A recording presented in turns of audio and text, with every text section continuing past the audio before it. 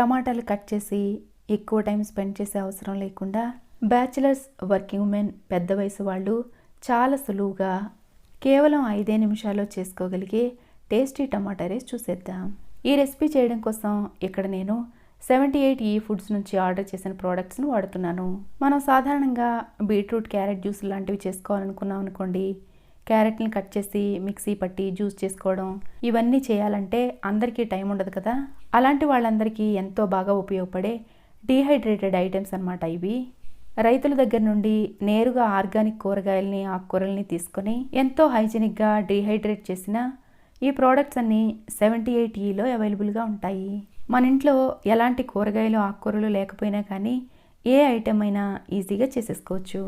వీళ్ళ దగ్గర ఇక్కడ లిస్ట్లో చూపిస్తున్న ప్రోడక్ట్స్తో పాటు ఇలా చక్కగా ఆరబెట్టిన కరివేపాకు, పుదీనా కూడా అవైలబుల్గా ఉంటాయి. ఇంకా మనం నిమ్మకాయ ప్లేస్లో వాడుకోవడం కోసం ఇలా నిమ్మకాయ ముక్కలు కూడా అవైలబుల్గా ఉంటాయి. ఇవన్నీ జిప్లాక్ బ్యాగ్తో వస్తాయి కాబట్టి మనకు కావాల్సినన్ని వాడుకొని వెంటనే క్లోజ్ చేసి స్టోర్ చేసుకోవచ్చు. ఇక్కడ మీరు చూస్తున్నారు కదా, పచ్చిమిర్చిల ముక్కల్ని ఎంత చక్కగా డీహైడ్రేట్ చేశారో. ఎలాంటి ప్రిజర్వేటివ్స్ కానీ, ఆర్టిఫిషియల్ కలర్స్ కానీ, యాంటీ కేకింగ్ ఏజెంట్స్ కానీ వాడకుండా న్యాచురల్గా తయారు చేయబడ్డ ఈ ప్రోడక్ట్స్ కావాల్సిన వాళ్ళు కింద కనిపిస్తున్న వెబ్సైట్ నుంచి ఆర్డర్ చేసుకుని SPICE10 అని కూపన్ కోడ్ ఎంటర్ చేసినట్లయితే 10% డిస్కౌంట్ కూడా పొందొచ్చు. మనం టమాటా రైస్ చేయాలనుకోండి, టమాటాలు కట్ చేసి ఎక్కువసేపు అదంతా కుక్ అయ్యే వరకు వెయిట్ చేయాలి. అంత టైం స్పెండ్ చేసే అవసరం లేకుండా చాలా సింపుల్గా, ఈజీగా, హెల్తీగా చేసుకోగలిగే ఈ టమాటా రైస్ చేయడం కోసం ఇక్కడ మీరు చూస్తున్న ఈ టమాటా పౌడర్ని వాడుతున్నాను. తర్వాత 2 నిమ్మకాయ ముక్కల్ని తీసుకొని కొద్దిగా నీళ్లు వేసి నానబెట్టాను.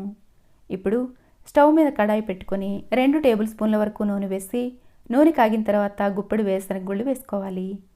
ఇవి కొంచెం సేపు కలుపుతూ వేయించుకున్న తర్వాత 3 టేబుల్ స్పూన్ల వరకు పచ్చిశనగపప్పు, 3 టేబుల్ స్పూన్ల వరకు మినప్పప్పు, 1 టీ స్పూన్ ఆవాలు, 1/2 టీ స్పూన్ జీలకర్ర వేసి మంట లో ఫ్లేమ్లో ఉంచి కలుపుతూ వేయించుకోవాలి.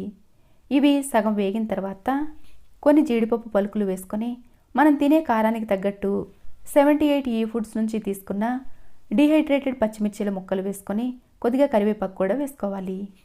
ఇదంతా ఇలా చక్కగా వేగిన తర్వాత రుచికి సరిపడా ఉప్పు వేసుకోవాలి.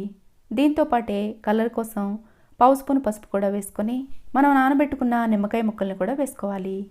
పులుపు కొంచెం ఎక్కువ ఉంటే ఇష్టపడే వాళ్ళు ఇంకో 2-3 నిమ్మకాయ ముక్కల వరకు వేసుకోవచ్చు. ఇప్పుడు ఇందులో 4 టేబుల్ స్పూన్ల వరకు 78 ఫుడ్స్ నుంచి తీసుకున్న టమాటా పౌడర్ను కూడా వేసుకోవాలి.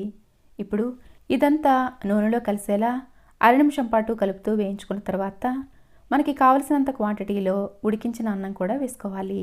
ఈ మసాలాలో అన్నం అంతా